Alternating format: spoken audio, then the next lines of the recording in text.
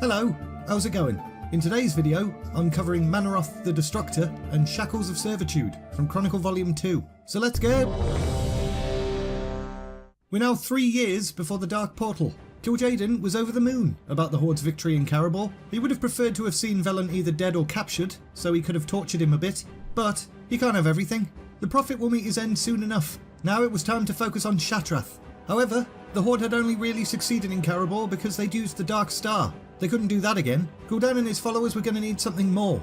Something bloody powerful. If they were to drink the blood of a demon, that'd work. Plus it would complete their corruption and tether them to the Burning Legion's will forever. He explained this to Gul'dan and reminded him that this power he'd been granted was dependent on his continued loyalty. Gul'dan hadn't forgotten that promise and he was basically like, yeah sure, whatevs. So Gul'dan convinced Blackhand to arrange a gathering of the clans near the Citadel. Blackhand was aware that this gathering was to further empower the Orcs, but he didn't know the source of this power. Meanwhile, Kil'Jaeden concentrated really hard and opened a temporary gateway to the Black Temple. Through it, a pit lord named Mannoroth the Destructor emerged. Mannoroth was one of the Legion's greatest generals and had led countless assaults against its enemies. Gul'dan, who fears little, was pretty terrified of this big jerk.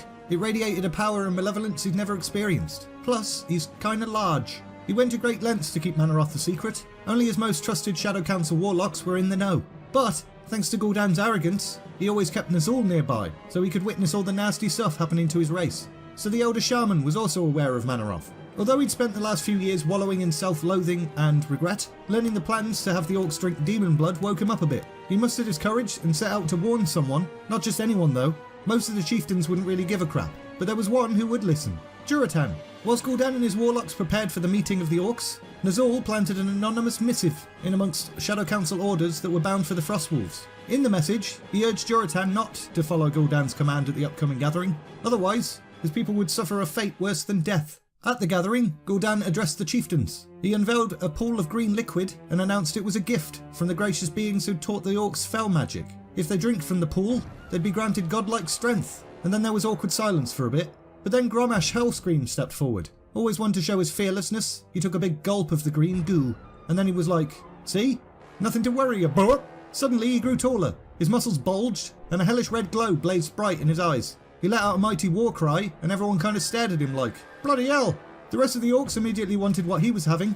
Obviously the glowing red eyes were nothing to worry about. Only a few held back, including Orgrim Doomhammer and Juratan.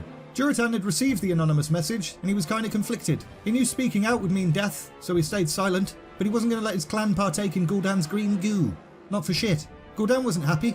He was already suspicious of the Frostwolf chieftain, and now he was starting to think maybe he knows something. His patience was wearing thin, but with the approaching assault on Shattrath he couldn't afford to lose the Frostwolf clan.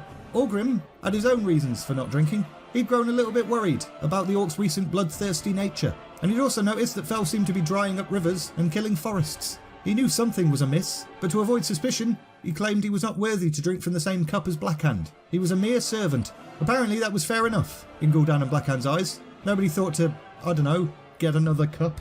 But the Orcs who did drink revelled in power as their bodies twisted and swelled with might. Their bodies now radiated an invisible aura of Fel energy, so in time, even the Orcs that didn't drink would be affected, and would see their skin turn completely green. There was one group of Orcs who wouldn't be affected though, the folks that had been infected by the Red Pox and quarantined in Garadar. Grommash Hellscream's own son, Garrosh, was one of them. Because they were isolated, they weren't affected, and in time, they'd become known as the Magar, which means uncorrupted. Bit of allied race lore for you. I can be relevant sometimes. Magar. War Chief Blackhand then decided it was time to march on Shattrath City, so he gave the order, and the Orcs set out. Gul'dan sneakily infused the mountains behind them with Fel energy, which began erupting, and claimed it was a sign of their impending victory. Just like that volcano before Karabor. And everyone was like, seems legit. In time, this broken mountain would become known as the Throne of Kil'Jaeden. And we're leaving it there! In the next video, we're going to see the Siege of Shattrath, and then that fight's going to head into Arkandun. And to be honest, if you're a fan of the Draenor, it's not going to be very nice. Thank you very much to those of you who have chosen to become patrons to support the channel.